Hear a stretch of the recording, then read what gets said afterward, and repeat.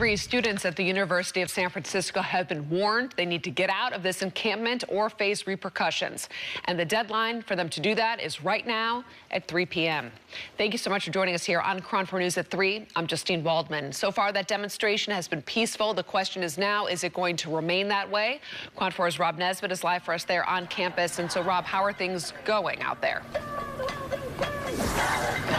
Well, Justine, students here at USF were asked to get off of Welch Field here on campus by 3 p.m., which is right now. But as you can see behind me, they're doing the opposite. They've decided to rally in protest. So they're not removing their tents and they're not leaving, but they're here calling for a ceasefire in Gaza. And they're saying right now the students will never be defeated. That's the chant happening right now. And around them, I've counted about 60 tents here on Welch Field in this area. The students have been here for 15 days now, and they started the encampment after seeing other universities, such as UC Berkeley, protest the war in Gaza. The students are calling on USF to divest all money from Israel. The university has been in talks with protesters and says that they have been working to keep an open dialogue, but protesters were asked to be off of Welch Field here by 3 p.m. They're clearly not doing that.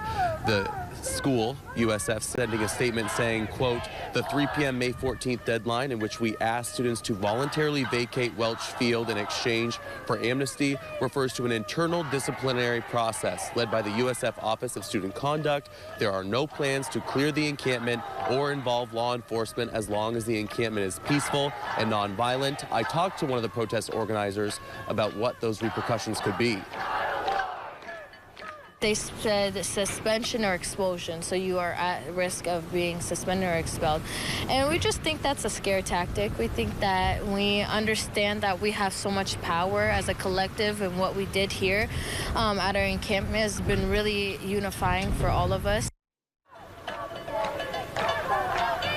Other universities have used force, law enforcement to get students off of campus, but USF has said that they will not do that, as their statement did say.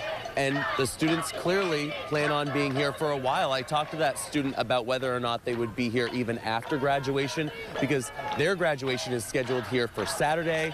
She says that they're committed to being here even through the summer if their demands are not met. Reporting live at USF, I'm Rob Nesbitt, KRON 4 News. And Rob, while you're there, do you see any campus police or San Francisco police there, any law enforcement or any type of security that is there if things get out of hand, or to possibly remove these protesters from campus? Yeah, absolutely none, Justine. The only people that are surrounded here in the area are people from the encampment themselves. They're in kind of green vests. They're on the perimeter of the field here, but there's no private security. We've seen that in other places. I was in at Stanford University. We saw private security, sheriff's officers there. That's not the case here at USF. No security, no police, Justine. Rob Nesbitt will stay on the scene for us and have an update as he's there at USF. Thank you so much.